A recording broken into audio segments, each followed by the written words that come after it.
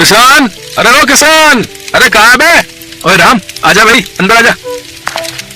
क्या कर रहा है? मटर पनीर बना रहा हूँ, खाएगा? है सच में? दिखा तो जरा। अबे मूली की सब्जी और रोटी है। अबे हट, मूली की सब्जी कौन खाएगा? हम खाएंगे ना। और तुझे क्या लगा कि मैं सच में मटर पनीर बना रहा हूँ? हाँ, मुझे तो यही लगा था। अबे मेरे भोले चंद, हम गरीबों की किस्मत में मटर पनीर कहाँ? वो तो कभी कभार किसी की शादी में मिल गया तो खा लिया। हाँ यार, पिछली बार पन्नू की शादी में खाया था। सुनना, तू भी जल्दी से ब्याह कर ले यार। क्या कहा? ब्याह? क्यों भाई, तुझसे मेरी रईसी देखी नहीं जा रही है क्या? अबे तू ब्याह करेगा तभी तो मटर पनीर खाने को मिलेगा। अरे यार, मैं कहाँ से खिला पाऊंगा तुझे मटर पनीर? मेरी हालत तो तू देख ही रहा है। ले देकर बाबा का एक ही छोटा सा खेत तो है, बस उसी से काम चल रहा है। शादी करके क्या सुख दे पाऊंगा मैं किसी लड़की को?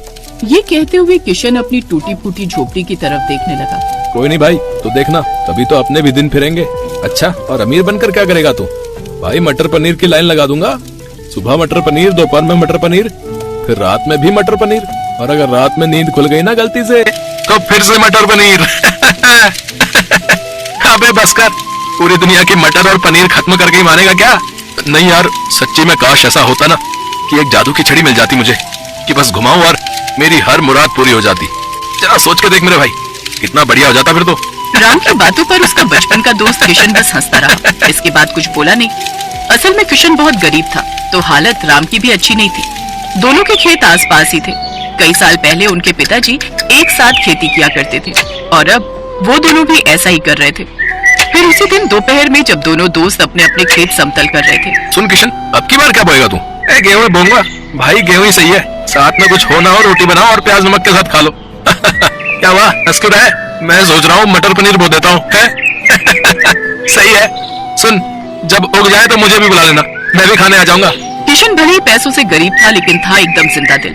कमाल तब हो गया जब उसके खेत में इस बार गेहूं की अच्छी पैदावार हुई। उसने कुछ गेहूं बेच दिए और बाकी अपने लिए रख लिए। फिर एक शाम,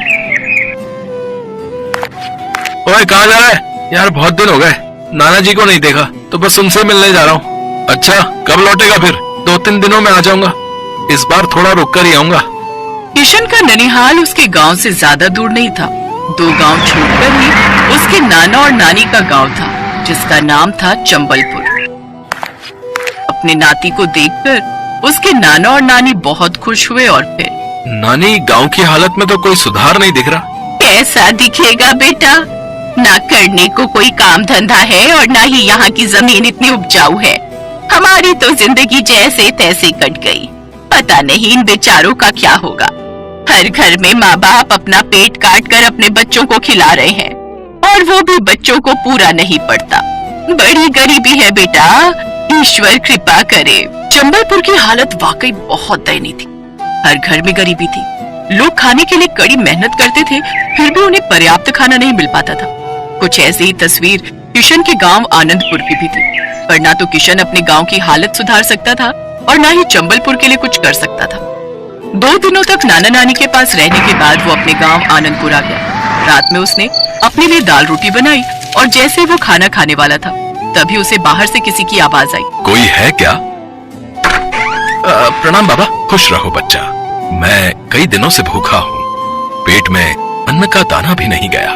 कुछ खाने को मिलेगा? हाँ बाबा, आइए ना, आप यहाँ बैठिए। किशन ने झट से साधु के लिए दरी बिछाई और फिर थोड़ी ही देर में किशन साधु के लिए वो दाल रोटी लेकर आ गया जो उसने अपने लिए बनाई थी। साथ में उसने प्याज भी रख दिया। साधु ने बड़े चाव से खाना खाया और जब उनकी भूख खत्म हो गई, बच्चे, भगवान तुम्हारा भला करे, तुमने एक भूखे साधु को खाना खिलाया है। वैसे नाम क्या है तुम्हारा? जी किशन नाम है मेरा। बेटा किशन, तुम्हारे लिए तो भोजन रखा है ना? हाँ बाबा, आप मेरी चिंता ना करें, मैं अपने लिए दोबारा बना लूंगा। किशन की बात सुनकर साधु बहुत खुश हुए। उन्होंने किशन के सिर पर हाथ रखकर कहा, तुम बहुत अच्छे लड़के हो, मैं तुमसे बहुत खुश हूँ। बेटा, मैं तुम्हें कुछ देना चाहता हूँ। नहीं नहीं पापा, मैं खुश हूँ, मुझे कुछ नहीं चाहिए। किशन ने हाथ जोड़कर साधु से कहा, लेकिन तभी साधु मुस्कुराए और उन्होंने एक मंत्र पढ़ा और अगले ही पल एक बड़ी सी कढ़ाई उनके सामने थी। ये लो बच्चे, ये कढ़ाई आज से तुम्हारी है। नहीं नहीं पापा, मुझे इतनी बड़ी कढ़ाई की जरूरत नहीं है, मैं तो अकेला रहता हूँ, मैं क्या करूँगा इसका?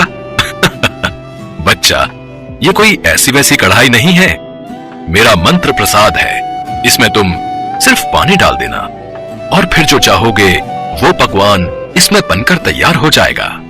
इस कढ़ाई की वजह से तुम्हारी पूरी रसोई जादुई बन जाएगी और उस जादुई रसोई से तुम कभी किसी को भूखा नहीं लौटने दोगे। ये मेरा अटल विश्वास है तुम पर। साधु की बात सुनकर किशन की आंखें खुली की खुली रह गईं। उसने फौरन साधु को प्रणाम किया और फिर बाबा एक बात कहूं? बोलो बच्चा, मुझे ऐसी ही एक और जादुई रसोई चाहिए। लालच करना अच्छी बात नहीं है बच्चा। नहीं बाबा, इस कढ़ाई से मैं आनंदपुर के लोगों को खाना खिलाऊंगा और दूसरी रसोई में चंबलपुर में बनाऊंगा। वो मेरे नाना नानी का गांव है, वहां बहुत गरीबी और भुखमरी है। ठीक है बच्चा, जैसा तुम चाहो, बस याद रखना चाहे जो हो जाए कभी लालच नहीं करना। इतना कहकर साधु वहां से चले गए। उनके जाते ही किशन के आंगन में अब एक और कढ़ाई थी। किशन झट से दोनों कढ़ाइयों को अपनी रसोई में लेकर गया। वहां कढ़ाई रखते ही उसकी रसोई जादुई हो गई। रसोई की हर चीज चमक रही थी। किशन ने झट से एक कढ़ाई में पानी डाला और ऐसा करते ही जादुई रसोई ने कमाल दिखाना शुरू कर दिया। उसने पहली बार उस कढ़ाई से मटर पनीर बनाया और फिर उसने राम को भी बुला लिया। राम, मेरी बात ध्यान से सुन। मेरे पास ये 2 कढ़ाई हैं। मैं इनमें से एक को यहाँ रखूंगा। तू कल से इसमें खूब सारा खाना बनाना और लोगों को खिलाना, और दूसरी कढ़ाई से मैं अपनी नानी की रसोई को जादुई बना दूंगा और फिर मैं वहां के गरीबों को भी मुफ्त में खाना खिलाऊंगा। ठीक है भाई, पर तू यहाँ आता तो रहेगा ना? हाँ, मैं हर 2 दिन में आता रहूंगा। राम ने वैसा ही किया जैसा किशन ने बताया था। गरीबों को मुफ्त खाना खिलाना शुरू कर दिया। उधर चंबलपुर में किशन ने उस कढ़ाई की मदद से अपनी नानी की रसोई को जादुई बना दिया। वो दिन भर कढ़ाई में पानी डालकर खाना प्राप्त करता और गरीबों को भरपेट खिलाता। ऐसे ही कई महीने बीत गए। दोनों गांव में अब कोई भूखा नहीं सोता था। फिर एक दिन किशन अपने गांव आनंदपुर आया तो उसने देखा पूरा गांव बाढ़ में डूबा पड़ा था। ये देखकर किशन बहुत घबरा गया। हे भगवान, ये क्या कर दिया? ये किस बात की सजा दी है आपने मेरे गांव को? किशन का इतना कहना था कि तभी उसके बगल में वही साधु प्रकट हुए। ये लोग अपनी करनी खुद भुगत रहे हैं। बाबा आप, लेकिन इन्होंने क्या किया? तुम्हारे दोस्त के मन में लालच आ गया था। वो जादुई रसोई से खाना बनाकर बेचने लगा, वो भी बहुत महंगे दामों पर। और जब गांव वालों को इस जादुई कढ़ाई के बारे में पता चला तो वो सब भी इसे छीनने और लूटने में लग गए। बस इसी छीना झपटी में कढ़ाई का पानी नीचे गिर गया और इस गांव में बाढ़ आ गई। इन सब पर दया करें महाराज और इन सबको बचाने का उपाय बताएं। इन सबको माफी मांगनी होगी। हाँ, हम सब माफी मांगते हैं। माफ कर दीजिए साधु महाराज। ठीक है, मैं इस गांव को पहले की तरह कर देता हूँ। साधु बाबा ने फिर से एक मंत्र पढ़ा और अगले ही पल सारे गांव का पानी उनके कमंडल में समा गया। इसके बाद पूरे गांव ने कभी लालच न करने की कसम खाई और फिर सब ठीक हो